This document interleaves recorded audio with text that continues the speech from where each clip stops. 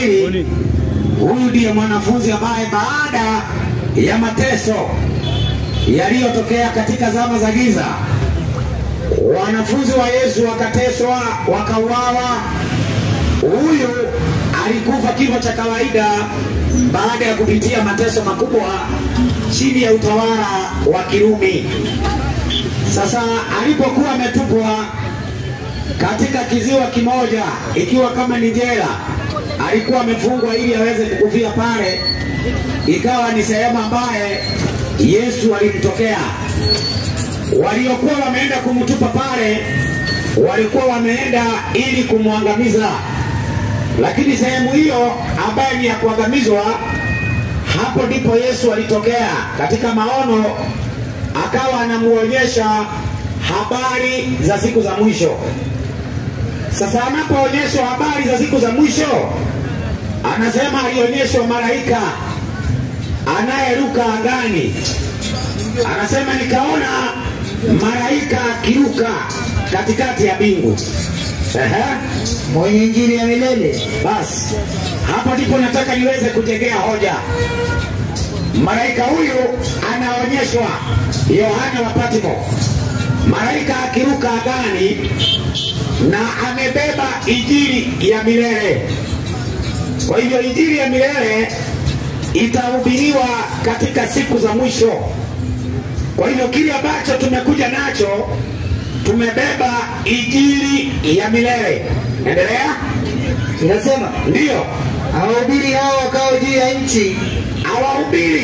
Awahubirie watu ambao wanakaa katika nchi na kila taifa. Hakuna taifa ambalo halitahusishwa katika ujumbe huu wa kufunga historia ya ulimwengu. Na kabila zote wanahusishwa, na lugha na jamaa. Kwanza hapa Kisii pamehusishwa kabisa, waweze kusikiliza ujumbe wa milele, everlasting gospel, injili ya milele. Kwa hivyo kuna injili ambazo zinahubiriwa, lakini kuna injili ya mwisho ya kufunga historia ya dunia hii, inaitwa everlasting gospel. Sio injili ya kupanda mbegu, sio injili ya kupokea makonteina, ni injili ya milele. Inahubiriwaje? Akasema kwa sauti kuu, twende mcheni Mungu na kumtukuza. Unaona? Kisha kwanza watu wanakumbushwa wamche Mungu na kumtukuza. Kwa nini? Kwa maana saa hukumu yake imekuja. Kile ambacho watu wa Kisii hapa Suneka wanatakikana kujua, tumekuja kuwakumbusha, ni ya kwamba siku ya hukumu ya Mungu imekaribia. Inasema ndio, msujudieni yeye aliyezifanya mbingu na nchi, twende, na bahari na chemichemi za maji. Basi unaposikia msujudieni yeye, ni jina ambalo linahusu ibada. Kwa hivyo watu wanakumbushwa wamrudie Mungu wa kweli na wamfanyie ibada yeye peke yake. Kwa hivyo wakati wa mwisho watu wa Mungu lazima warudi katika ibada ya kweli, na wakumbushwe warudi katika ibada ya kweli, na vile vile warudi kwa Mungu wa kweli. Msomaji, naam, nisaidie kitabu cha Wathesalonike wa kwanza 1 mstari wa 9 na mstari wa 10. Paulo alipotokewa na Yesu alipewa ujumbe. Yohana anasema, mimi Paulo mtume wa Kristo, sijatumwa na mwanadamu, bali nimetumwa na Mungu Baba na Yesu Kristo.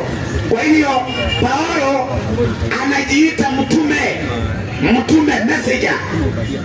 Sasa anapokuwa messenger, alikuwa akifika mahali kama hapa Suneka. Tuseme leo Paulo angekuwa leo ako hai, ni yeye ametembea leo hapa. Hebu sikiliza ujumbe alikuwa amepeleka Wathesalonike. Soma tusikie. Kwa kuwa wao wenyewe Ndio. wanatangaza habari zetu, jinsi kulivyokuwa kuingia kwetu kwenu. Unaona, Paulo anasema, anawaambia watu wa Wathesalonike, lazima mtangaze habari za vile ambavyo tunaingia kwenu. Tumetoka mji wa Nairobi tukaingia Suneka hapa Kisii. Paulo alihudhuria sehemu hiyo, akawa anawaambia tumeingia kwenu. Tumeingia kwenu na ujumbe gani? Soma mstari wa 10. Inasema, twende. Na kumngojea mwanawe. Mstari wa ngapi? Hebu soma hiyo mstari wa 9 umalize. Na jinsi mlivyomgeukia Mungu, ndio mkaziacha sanamu, ili kumtumikia Mungu aliye hai. Basi kwa hiyo watu wanapomwacha Mungu wa kweli, wanapomgeukia Mungu ambaye si wa kweli, basi Mungu anatuma wajumbe yake. Ni nini kinaonyesha? Nisaidie Warumi. Warumi 1 anzia mstari wa 22. Inasemaje? Wakijinena kuwa wenye hekima, twende, walipumbazika. Wakaubadili utukufu wa Mungu usiye na uharibifu, twende, kwa mfano wa sura ya binadamu aliye na uharibifu. Wakabadilisha Mungu. Inasema, ndio, na ya ndege, ndio, na ya wanyama na ya vitambavyo, ndio. Kwa ajili ya hayo Mungu aliwaacha katika tamaa za mioyo yao. Unaona, wakati watu wanapomwacha Mungu wa kweli, endelea, kwa sababu hakuna jambo jipya linajirudia bado. Mili yao, endelea. Kwa maana walibadili kweli ya Mungu, walibadilisha kumwabudu Mungu wa kweli. Endelea. Hivyo Mungu aliwaacha wafuate tamaa zao za aibu. Mungu akawaacha wafuate tamaa zao za aibu. Hata wanawake wakabadili matumizi ya asili. Wanawake wakabadili matumizi ya asili kwa matumizi yasiyo ya asili. Twende. Wanaume nao vivyo hivyo. Maiza. Waliacha matumizi ya mke ya asili. Wakawakiana tamaa. Wanaume wakiyatenda asiyowapasa. Unaona, watu wanapomwacha Mungu wa kweli na wakaacha watumia akili zao, wanabadili hata matumizi yao ya asili. Wanaume wanawakiana tamaa, wanaume kwa wanaume. Wanawake wanawakiana tamaa, wanawake kwa wanawake.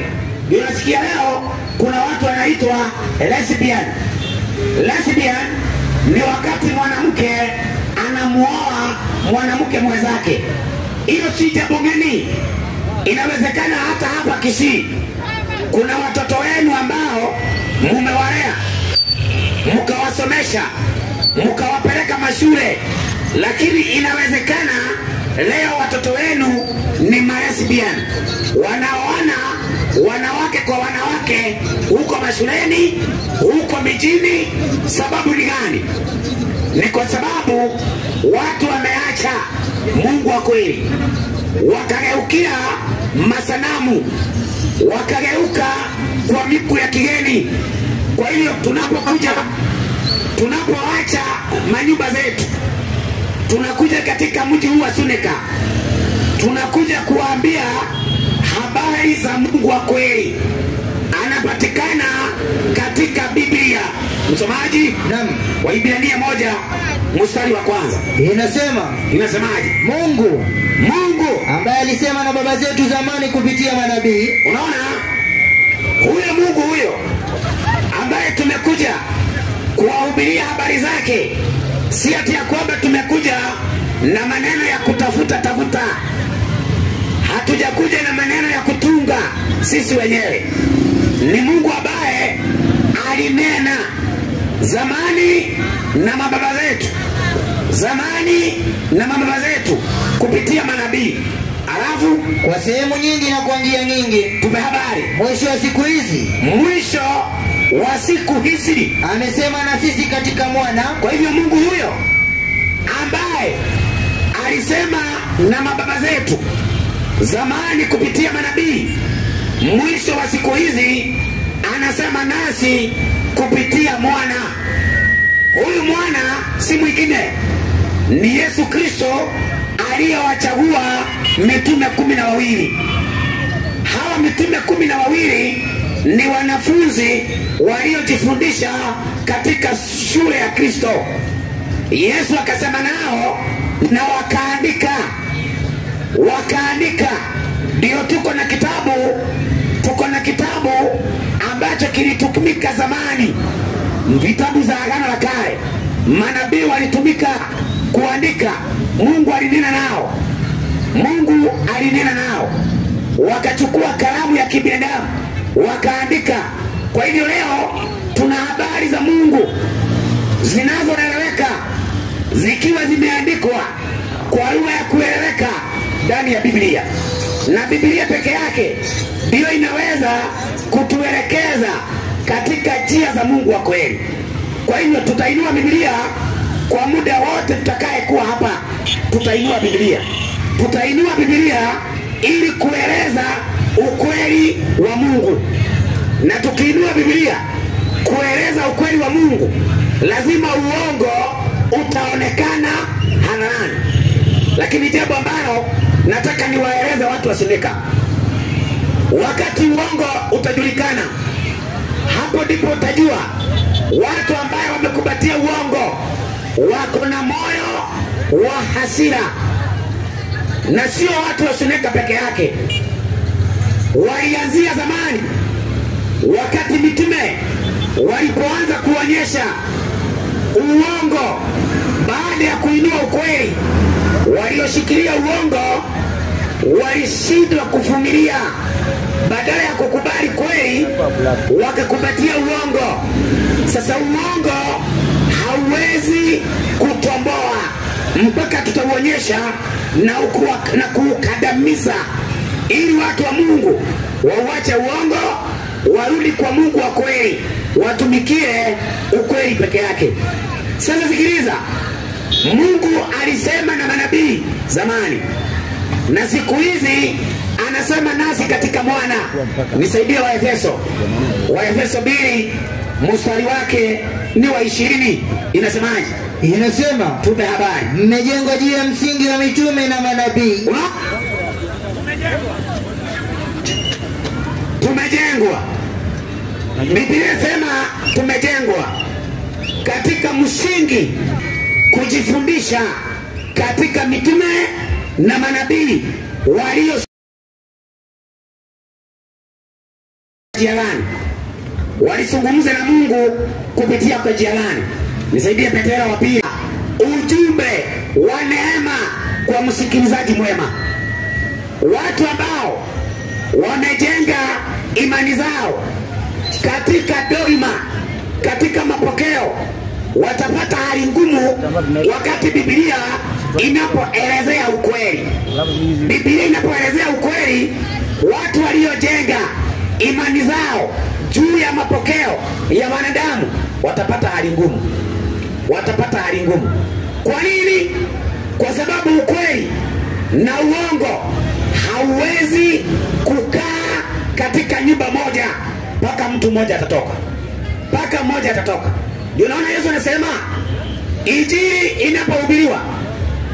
injili inapohubiriwa haiwezi kuwa injili ya amani. Hapana, injili haiwezi kuwa injili ya amani. Injili inaitwa upanga unaokata kuwili, kwa sababu injili inaonyesha ukweli na inaonyesha mahali kuna uongo, na watu ambao wako katika uongo lazima waondoke. Ndio naona Yohana Mbatizaji alikuja na injili ya kuambia watu tokeni kwa uongo. Yesu alipokuja akaja na injili ya kuambia watu tokeni kwa uongo. Lakini leo watu wanataka injili ya kuwahubiria, watanunua makonteina kutoka China, watanunua shamba, watanunua gari. Hakuna injili ya namna hiyo. Injili ya leo, injili ya kuokoa. Nisaidie 58 mstari wa kwanza. Kitabu kinaitwa Isaya. Inasema, hii ndio wahubiri wa injili hii, si wengi. Wahubiri wa kuhubiri injili hii maji. Soma tusikie. Piga kelele usiache. Piga kelele. Piga kelele usiache. Paza sauti yako kama tarumbeta. Ndio. Wahubiri watu wangu kosa lao. Wahubirie. Wahubirie watu wangu kosa lao. Endelea. Na nyumba ya Yakobo dhambi zao. Kwa hivyo injili inaokoa watu siku za leo. Lazima watu wahubiriwe makosa yao. Makosa yao. Kwa hivyo katika kuabudu, katika ibada, kuna makosa katika ibada. Wana wa Israeli walipokuwa wamechaguliwa na Mungu na wakapewa ibada zote za Mungu, ndani yao waliinuka manabii wa uongo. Ndani yao waliinuka walimu wa uongo, wakabadilisha Mungu wa kweli, wakaleta Mungu wa Baali. Walipoleta Mungu wa Baali, Mungu akamuinua Elia. Mungu akamuinua Elia. Mungu alipomuinua Elia, Elia alipambana na manabii wa uongo 450 waliokuwa wanadanganya Israeli. Hata leo hapa Kisii tutapambana na manabii wa uongo 450 wanaodanganya watu wa Kisii. Watu wa hapa Suneka si ati ya kwamba hawana sehemu za ibada, wako nazo.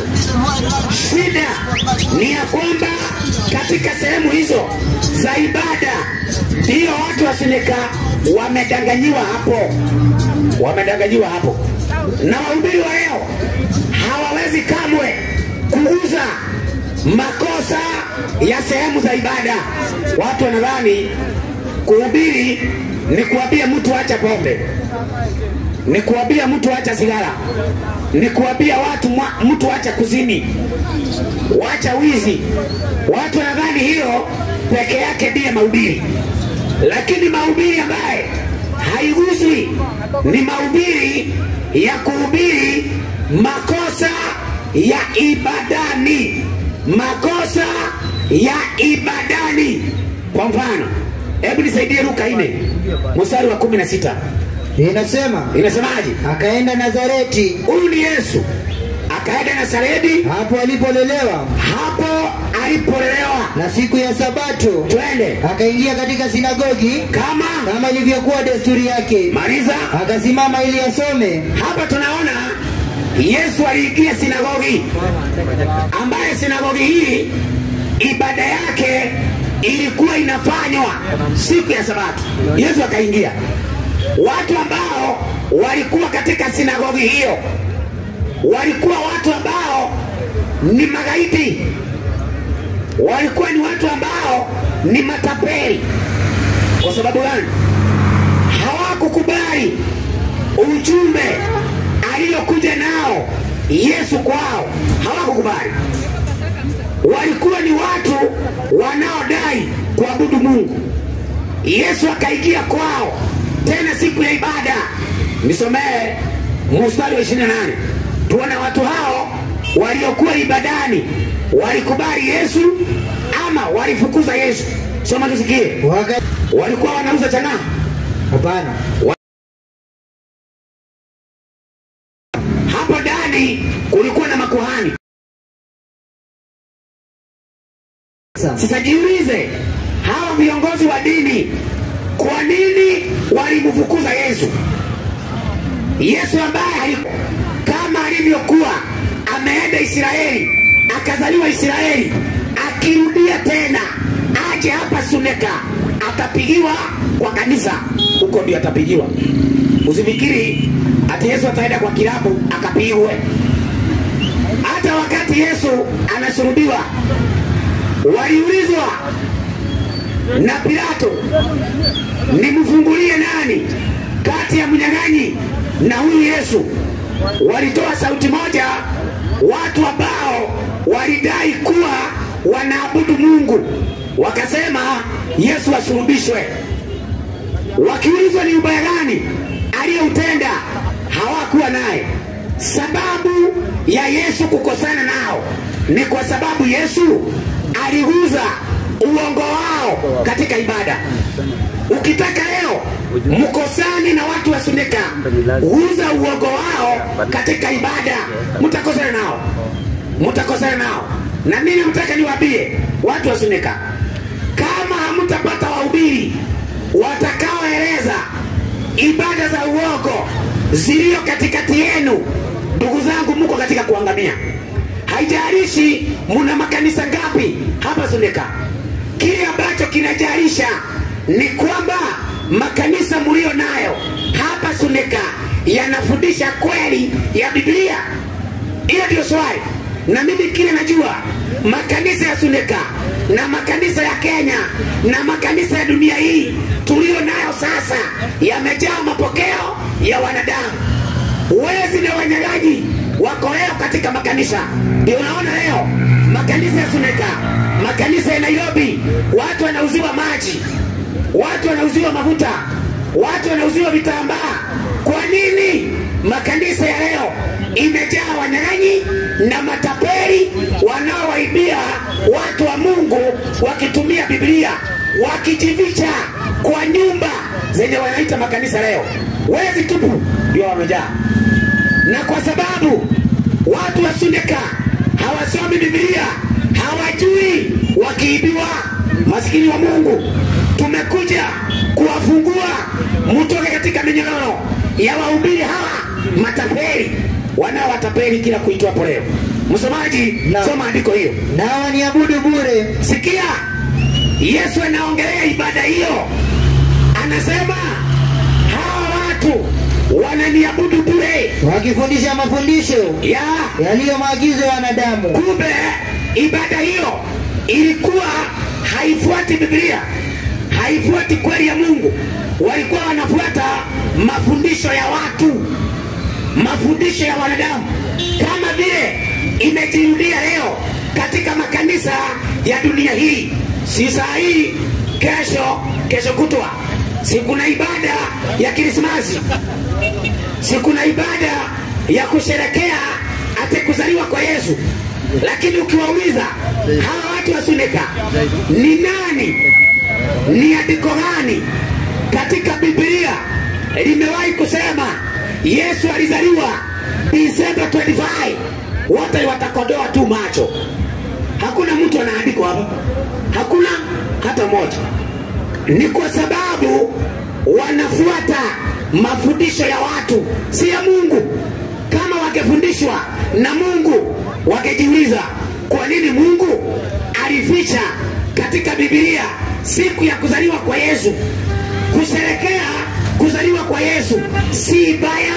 Kama Mungu angetaka, angeshasema, hatungekuwa tunatafuta na toshi. Ingekuwa tayari iko na andiko, tukesikia Yesu kasherekea, tukesikia mitume wakasherekea. Sasa katika Biblia Yesu hajasherekea, mitume hawajasherekea. Sasa hii ambayo inasherekewa leo hapa Suneka ni ya nani? Nani kaanzisha? Maliza andiko.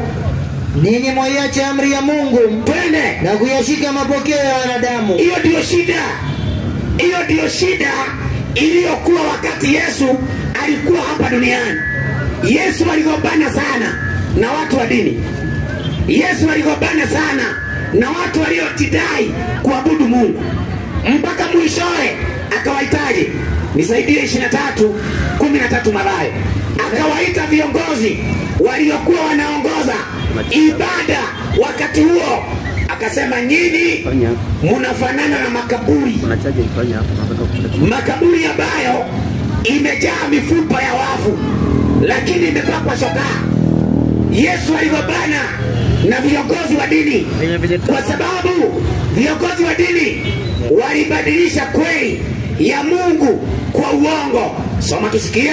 Inasema, ndio, ole wenu waandishi na Mafarisayo, ole wenu waandishi na Mafarisayo, wanafiki, wanafiki, kwa kuwa mmefanana na makaburi. Mnafanana na makaburi yaliyopakwa chokaa, twende nayo kwa nje yaonekana kuwa mazuri, bali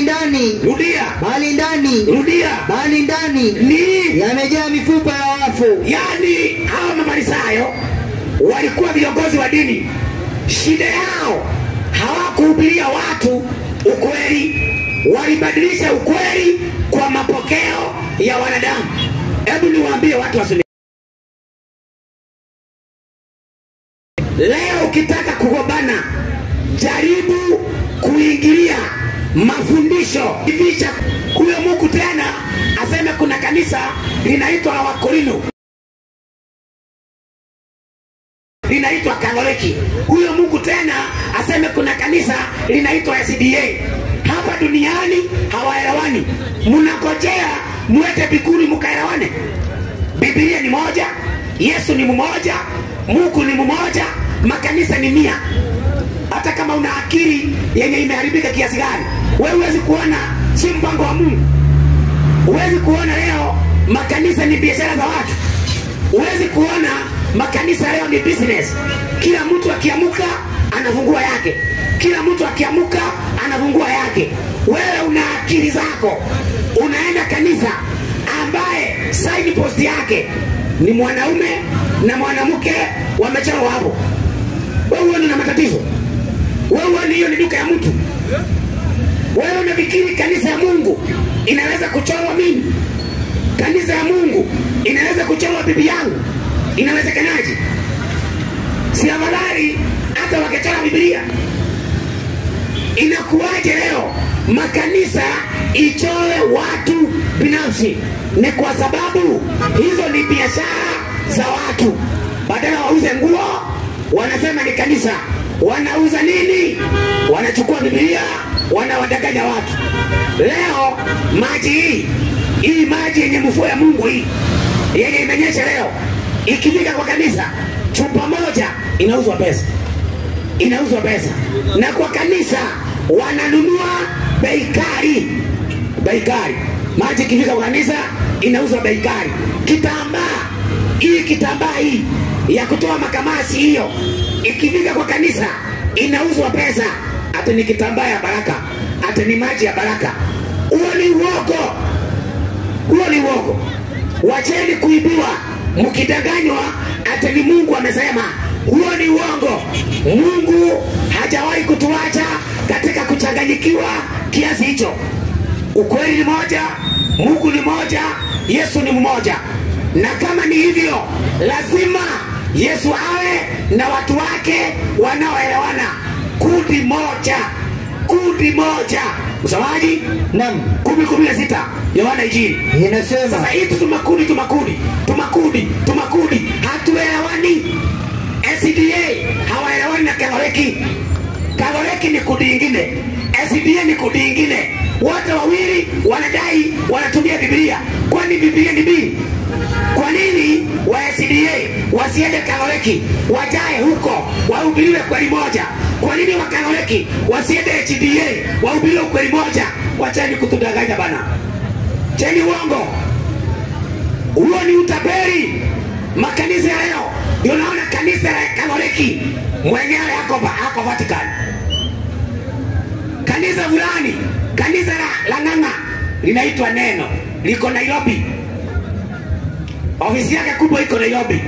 Kama Ng'ang'a atafungua kapengele kingine hapa Kisii, anasema ako na kapengele kake kako Kisii, lakini chairman, kiongozi ni Ng'ang'a. Biblia haisemi hivyo. Biblia haisemi hivyo. Biblia inasema kichwa cha kanisa ni Kristo, si Ng'ang'a, si Kamau, si Njoroge, si Mogaka. Chani uongo. Soma andiko. Inasemaje? Na kondoo wengine ninao. Yesu anasema na kondoo wengine ninao, ambao si wazizi hili. Ambao sio wazizi hili. Na hao nao imenipasa kuwaleta. Na sauti yangu wataisikia. Twende. Kisha kutakuwako kundi moja. Wewe makundi 5. Kutakuwako kundi moja. Wewe makundi 10. Kundi moja na mchungaji mmoja. Kumbe tunafaa kuwa kundi moja na mchungaji mmoja. Lakini leo sunika makundi ni moja. Hapana. Siku na Maria. Ndio. Siko na Yesu msalaba. Kabisa. Siku na SDA. Ndio. Siku na Katoliki. Ndio. Siku na Pema. Naam. Siku na Vurukoze. Kabisa. Wanaelewana? Hawaelewani. Wanaelewana? Sasa wanangojea waende biguni wakaelewane. Cheni uogo bana. Semeni hizo ni vikundi vyenu. Mko navyo. Mko na mapapa zenu hapo. Wanaitwa maofisa wa kanisa. Wakikaa chini wanaandika na kitabu. Wakiandika hiyo kitabu wanakaita imani yetu. Imani yetu. Afadhali upige Biblia na usipige kitabu hiyo ya hiyo maofisa. Ukipiga hiyo wanakutoa kwa kanisa. Na kwa sababu wewe hauendi kwa kanisa kutafuta Mungu, wewe unaenda kutafuta ati naenda hii kanisa ndio nikikufa niona watu wa kunizika. Upo ikikufa inazika kwa nani? Yaani wewe badala utafute Mungu unaenda kutafuta kundi ya kukuzika ukikufa. Wewe umechanganyikiwa. Kwani upo ikiwa inazika kwa nani? Unatakikana kuwa katika sehemu unayabudu Mungu. Uhakikishe unamwabudu katika roho na ukweli. Sio tu kwenda kwa kanisa tu usakate dance alafu uende nyumbani useme hiyo kanisa yetu. Hapana. Sikia, nimekuambiaje? Tunaongelea makosa ya maongelea sisi. Kitabu cha Wana Kwanza 2:3. Alafu nyinyi mkuja kutuambia ati Yesu alizaliwa 25 Disemba. Nani kasema? Huo ni uongo ambao mnadanganyana kwa makanisa yenu. Na nikisema hivyo mnanichukia. Na mnikinichukia kuna shida. Maana ngoja nikuonyeshe kama nimekuja hapa mnipende. Soma andiko hiyo. Kwa maana maonyo yetu ndio sio ya ukosefu wala ya uchafu wala ya hila. Kwa hivyo tumekuja na maonyo. Tumekuja na maonyo. Hebu waje niwaambie by the way. Hakuna mtu wa Mungu, na hiyo ni charity nimetoa. Iteni mchungaji yoyote mko naye. Hapa ni pazuri, ni usiku na kuna taa tunaonana. Natoa charity. Kuanzia Biblia mwanzo mpaka Biblia mwisho. Naomba andiko moja mtu wa Mungu amewahi kusherekea birthday party yake. Swali lingine, naomba andiko moja kuanzia mwanzo mpaka Ufunuo wa Biblia Yesu alizaliwa 25 Disemba. Mkipata mnipiga mawe nirudi Nairobi. So ni vitu za uongo mnadanganyana tu. Ibada ya wapagani mumeigeuza ati mnaletea Yesu. Hakuna Yesu wa Biblia aliyezaliwa Disemba 25. Huyo ni Mungu jua alikuwa anasherekewa na wapagani wa kale. Alafu akaja akageuzwa akaitwa Yesu. Wapagani wakageuza ibada yao wakaleta Yesu. Wachaneni nayo. Hiyo ni ya uongo. Mimi naambia ukweli na sisemi nikiogopa. Biblia iko hapo. Mtu anichallenge naye. Si iko hapo. Simuita wachungaji. Kwani mna wachungaji waoga? Mna wachungaji ambao hawasomi Biblia. Si wakuje hapo watoe andiko moja ate Mungu amesema tuadhimishe ama tukumbuke Yesu birthday party yake. Toeni hapo. Niwe muongo. Natoa andiko lenye Mungu anasema tukumbuke Yesu. Nisaidia Wakorintho wa kwanza. Na Paulo anasema nilipata kwa Mungu. Mungu aliniambia. Hakuna mtu nabii au mtume amewahi ambiwa Yesu alizaliwa Disemba 25. Hiyo ni uongo na ni mapokeo ya makanisa yenu. Na msifikiri ati Mungu wako kwa hiyo ibada. Mungu peke yenu. Hapo ndio unaona mnauana, mnafanya madhambi tupu. Unangojea atamfanya mtu mzuri vitu vizuri usiku wa 25 Disemba. Usiku wa Disemba 25 mtakuwa na mimba haramu. Wewe unanisikiliza hapa, una mtoto wako Disemba 25 atapachikwa mimba. Wewe unaniangalia hapo. Soma hii andiko. Inasemaje? Wakorintho wa kwanza 11:23. Inasemaje? Kwa maana mimi nalipokea kwa Bwana. Sikia, hiyo ni andiko. Siongezi kachumbari wala oiko. Lisomwe lieleweke. Nilipata kwa Bwana nini? Yale niliyopokea mimi mwenyewe. Tume habari ya kuwa Bwana Yesu usiku ule aliotolewa ndio alitoa mkate, ndio kisha kushukuru akaumega akamega akasema, akasemaje? huu ndio mwili wangu, Huu ndio mwili wangu ulio kwa ajili yenu, ulio kwa ajili yangu. fanyeni hivi, Rudia, fanyeni hivi, rudia, fanyeni hivi, rudia, fanyeni hivi kwa ukumbusho wangu. kumbe Yesu anasema tukitaka kumkumbuka tukue mwili na damu Na damu yake, Wewe soma vizuri Krismasi. mwili na damu yake, Krismasi tulivae. mwili na damu yake, Krismasi tulivae. mwili na damu yake. Alafu watu wanakuambia ati sasa ati wamegojea washerekea Yesu. Mtasherekea Yesu badia. Yesu David moja, yeye ni huyo. Sina Mezani. Lakini kuja ati kwa Yesu wa Biblia ati alizaliwa Disemba 25. Subutu. Ita mchungaji wako. Biblia Yesu alizaliwa lini? Tumuulize Yesu mwenyewe. Wewe Yesu, ulizaliwa lini wewe? Ulizaliwa lini? Msomaji? Naam. Methali 8:22. inasema, Ibada za uongo tutazisema zote na haziko kwa kiabu. Hebu acha niwaambie by the way, watu walio karibu kwenda mbinguni na watu watakayeokoka haraka na waache dhambi zao ni walevi na makahaba. Wataacha dhambi zao, wataenda mbinguni. Nyinyi mmejificha kwa makanisa na ibada za uongo, mtapotea, maana hamtaki kusikia. Ndio naona Yohana alikuja, watoza ushuru na makahaba wakasikia injili yake. Watu wa dini hawakusikia. Yesu akaja, wakahaba wakasikia. Watu wa dini hawakusikia. Ndivyo hivyo hapa Suneka. Watu wa dini ni wagumu kama mawe. Ukicheza nao watamaliza tu kukupiga. Watamaliza tu kukupiga. Hutawahi pigwa ukihubiria kahaba. Hutawahi pigwa ukihubiria walevi. Lakini leo ambia watu wanaofuata nabii wa uongo, uori, enda uambie nabii uori ni nabii wa uongo, watakupiga. Na kweli ni wa uongo, si tunawadanganya, ni wa uongo, lakini hawako tayari kusikia hiyo. Lakini walevi wako tayari kusikia uambie acha pombe. Wanakuambia pastor niombe ndio niweze kuacha. Lakini watu wa kanisa hata sasa hivi utasikia wakisema wewe huyu mtu anatuingilia, anakataaje Krismasi? Nakataa kwa sababu haijasemwa popote kwa Biblia. Soma hiyo andiko bwana. inasema, Ndio. Bwana alikuwa nami katika mwanzo wa njia yake, Twende. kabla ya matendo yake ya kale, Ndio. na alitukuka tokea milele, Twende. tangu awali, Maliza. kabla haijawako dunia, Kabla haijawako dunia, wakati visipokuwako vilindi, na alizaliwa. kumbe Yesu anasema kupitia Suleimani alizaliwa kabla haijawako Dunia, kabla haijawako dunia. kulikuwa na Disemba. Na wakati alizaliwa Disemba 25. Nani kasema? Cheni uongo bana. Biblia iko hapo. Challenge mimi. Usome kitabu fulani kasema. Sasa Biblia inasema tumekuja na maonyo. Rudi katika Wathesalonike wa kwanza 1:3.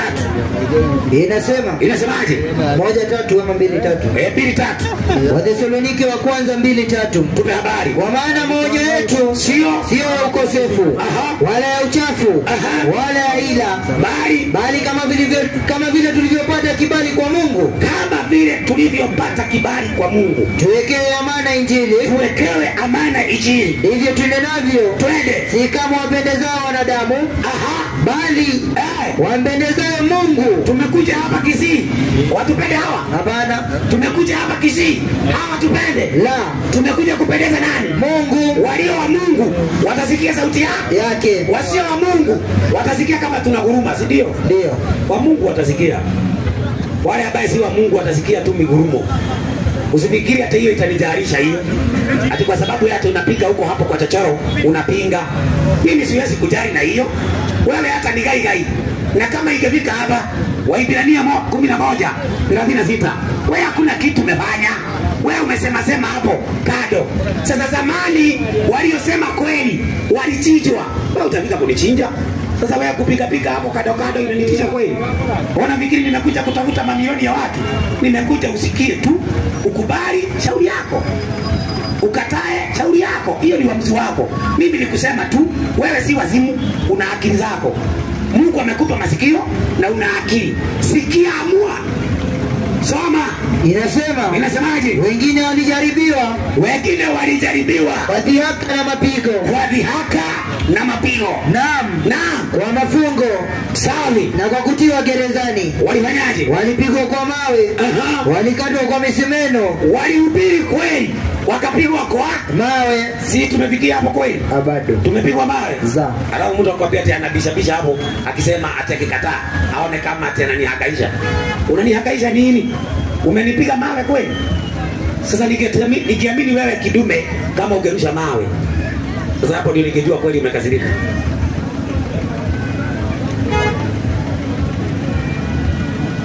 Biblia inasema mahali uogo umejificha ni hapa mnadai mnafanya ibada. Ibada mnafanya katika uogo. Yesu anasema hivi 17 Yohana Injili, watakase kwa ile kweli. Yesu anaambia Mungu watakase hawa wa Kristo katika ile kweli. Neno lako ndio kweli. Basi ukitaka kweli imeandikwa. Ikitaka kweli imeandikwa. Kitu ambaye hakijaandikwa na kiko katika imani, haya yanaitwa mapokeo ya wanadamu. Una katekisimu hapo? Ninacho. Hebu soma hiyo katekisimu kwanza. Katekisimu ya maswali na majibu. Inatokana na katekisimu ya kanisa Katoliki. Hiyo ni kitabu ya kanisa? Ndio. Kanisa gani? Ulienda kwenye maktaba ya Katoliki tukanunua hicho kitabu kuliko hicho kitabu.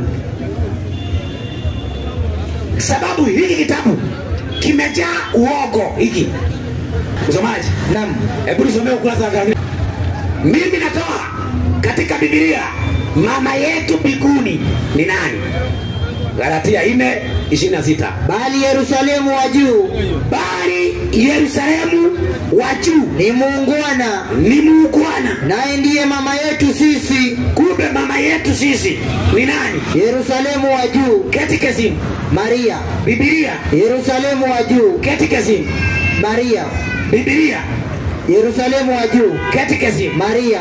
Biblia. Yerusalemu wa juu. Wewe ni mbingu na dunia. Endelea na katekisimu. Kuiweka picha ya Bikira Maria karibu na kitanda chako. Safi. Kutakukumbusha umuombe. Uombe nani? Maria. Uombe nani? Maria. Twende. Kila unapokwenda kulala na wamkapo atakuwa pamoja nawe na kukulinda. Atakuombea kwa Yesu. Nani atakuombea kwa Yesu? Maria. Nani atakuombea kwa Yesu? Maria. Naomba andiko moja. Ninyi wa Katoliki, leteni andiko moja hapa. Maria anatuombea. Twende. One single verse. Maria anatuombea. Biblia inasemaje? Nani muombezi wetu? Warumi 8:34. Ni nani atakayewahukumia adhabu? Ni nani atakayewahukumia adhabu? Kristo Yesu. Kristo Yesu ndiye aliyekufa. Ndiye aliyekufa. Naam. Naam. Na zaidi ya hayo amefufuka katika wafu. Twende. Na yuko mkono wa kuume wa Mungu. Twende. Tena. Rudia. Tena. Rudia. Tena. Rudia. Tena. Maliza. Ndiye anayetuombea. Katekisimu. Maria. Biblia. Yesu. Katekisimu. Maria. Biblia. Yesu. Katekisimu. Maria. Biblia. Yesu. Wewe ni mbingu na dunia. Alafu mtu anachukua Biblia ataenda kanisa. Utakipata siku one day ndio utajua si kanisa ulienda. Biblia ndio inasema kweli. Kitabu chochote kimeandikwa kinyume na Biblia si cha kweli. Si cha kweli. Unahitajika unainua Biblia, msomaji. Naam. Yakobo 4:4. Inasema Yakobo 4:4. Kitabu ni cha Yakobo. Ndio. Inasema hivi. Ndio naona sasa hapa Kisisi kuna msikiti. Ndio. Enda hapo kwa msikiti uwaambie Yesu ni mwana wa Mungu. Hiyo ni matusi kwao. Enda uwaambie Muhammad si mtume uongo. Uone kama hawatakupiga viboko. Na kweli ni wa uongo. Si ati ni uongo. Muhammad ni nabii wa uongo. Katika manabii wa Mungu Muhammad hayumo. Waislamu wanaamini tu uongo wa Muhammad, wamepotezwa na Muhammad. Ukiwaambia hivyo wanatoa mishipa ya shingo, badala walete hoja wanagazirika. Soma hiyo. Yenye wazinzi, hamjui ya kwamba ndio kuwa rafiki wa dunia, kuwa rafiki wa dunia ni kuwa adui wa Mungu, ni kuwa adui wa Mungu. Inasema twende, au mwadhani ya kwamba maandiko yasema bure, maliza, huyo Roho akae ndani yetu, hututamani kiasi cha kuona wivu. twende, lakini ndio hutujalia sisi neema iliyozidi. Kwa hiyo usema ndio Mungu huwapingi wajikuzao. Basi kwa hivyo kile ambaye andiko hilo nilitaka kwake ni ya kwamba ukikataa dunia utakuwa rafiki ya Mungu, ukikubali dunia utakuwa adui ya Mungu. Dunia itakupenda, Mungu hamtapatana. Ukitaka kupendeza watu utapendeza Mungu. Huwezi kupendeza watu na Mungu wakati moja, itawezekana na haijawahi kuwa. Ukitaka kusema kweli ya Mungu, kubali watu wakuchukie. Wewe unafikiri kuna mahali ati watu waliambiwa ukweli wakaenda milioni? Wapi? Wapi? Katika Safina waliingia watu 8. Sodoma na Gomora walitoka watu 4, mmoja akarudi nyuma, wakabaki 3. Watu wanaopenda kweli bado ni wachache. Ndio unaona hapa Sundeka kuna watu wengi, wale ambao wamesikiliza hii injili wakasimama, wewe angalia, si ni wachache. Lakini kama hapa tungekuja tuseme hallelujah, praise God, somebody say kacha, utatembea kiwete atatembea. Na saa hiyo tumekuja na kiwete wetu, tumetengeneza, wanatengeneza kiwete yao, kiwete yao ndio inatembea. Unasikia ati kiwete ya Mombasa ametembea, ule wa hapa atembei, alafu kwa hapa tunasema ametembea. Wa hapa hana imani. Wa hapa ati hana imani, wanatembea wabali, ukora mtupu. Wanatengeneza miujiza yao, hakuna muujiza wanafanya, wasikudanganye. Wanaenda wanatengeneza, wanakuja wanawadanganya. Sasa watu wanapenda hapo mahali kuna uogo wa miujiza ya uogo. 24 Malayo wanatimiza unabii wa siku za mwisho.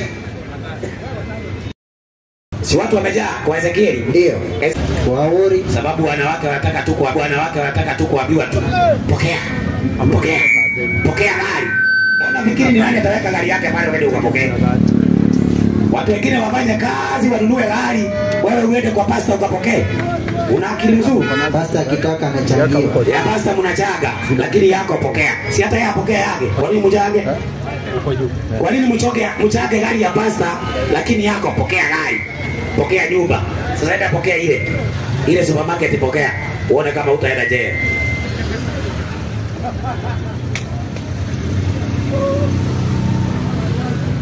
Biblia inasema siku za mwisho watatokea makristo wa uongo na manabii wa uongo. Sasa vile tumekuja hapa, tumekuja kulainisha laini. Kabla tumalize wiki moja hapa, Mungu atujalie tu mvua itulie. Mvua itulie, tutaanza mapema. Afadhali tuanze saa 5 asubuhi. Maana hapa mko tu mchana yote. Hatutangojea mvua. Tunakuja hapa saa 5, tunaweka mazibika. Mvua ikinyesha, tunaacha. Mvua ikiisha, tunaendelea mpaka kieleweke hapa. Na wachungaji ambao wamejificha huko kwa mitaro, mpaka waje.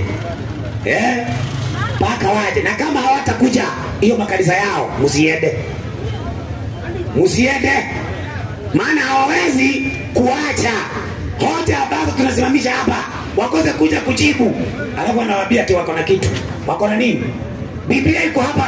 Kama sisi ni waongo, tuonyeshwe. Kwa mfano saa hii nimepiga ibada ya Krismasi, ni ibada batia. Hakuna andiko linasupport ibada hiyo. Waambieni wakuja watoe, waniaibishe. Tasikia, najua tuliona. Mliona mnaonea Mungu. Mungu ni mjinga hakuandika. Ninyi mkakaa mkaona. Ibada ingine ni ya Jumapili, Sunday worship. Ibada ya Jumapili haina support kwa Biblia. Ibada ya Utatu haina support kwa Biblia. Hizo ni vitu ambazo tutawaelekeza leo. Wanawake, wamekataa nguo zao. Biblia inasema wanawake wavae marida, nguo za kujistiri. Saa hii wanavaa trouser. Huwezi kujua mwanamke na mwanaume. Ndio unaona wanaoana wanawake kwa wanawake. Mwanamke anaita mwanamke mwingine ati my baby, ati my wife. Na ni mwanamke anaita mwanamke wenzake ati wife wake. Hata ng'ombe yenyewe umewahi kukosea hiyo? Ng'ombe mnyama umewahi kukosea hiyo? Sasa tumekuja kwa ajili ya kulainisha vitu. Kwa muda ambaye tuko hapa tutalainisha vitu. Wewe kitu utafanya, kuja na kalamu na karatasi. Maana hapa andiko soma. Sasa tunasikia the Bible says, haisomi. Si hapa. Hapo ukisema ngoe inasomwa hapo. The Bible says, Biblia inasema. Biblia inasema ya kwamba pokea. Biblia inasema atipanda mbegu. Ukipanda mbegu utapokea. Sasa Biblia inasema mbegu ni neno la Mungu. Sasa wanasema mbegu ni pesa. Tupande pesa ati ndio mbegu. Sasa mimi naomba nimuachie ndugu yangu Mutisia, maana tayari ameshaweka projector, anaingia katika kipindi cha prophecy. Kwa hivyo mimi niwatakie mfuatilie kipindi hiki kinafuata. Prophecy itaweza pia nayo kuwafungua macho, maana prophecy bado ni taa ya kuamilikia watu. Kwa hivyo nataka niweze kuomba, alafu nimalize kipindi changu hapo, niweze kupeana microphone kwa mwenyekiti ili aweze kutupa mwelekeo. Tunaomba. Baba wetu na Mungu wetu wa mbinguni, jina lako litukuzwe. Asante kwa nafasi ambayo nimepata. Umenijalia kunena uliokusudia. Inawezekana watu wengi hawajafurahia kwa sababu hawapendi ukweli na hawajaweza kuupokea. Tunapoendelea kutangaza neno hili ambalo limekatalika katika ulimwengu huu, tujalie neema yako na utuwezeshe. Kundi dogo ambao wanaelewa, tujalie roho moja ili tuungane tuweze kumaliza kazi hii katika nguvu. Jina lako litukuzwe kwa watu wote ambao wamesikiliza na wale wamebarikiwa na neno hilo. Jina lako litukuzwe kwa jina la Yesu tumeomba. Amina. Amina.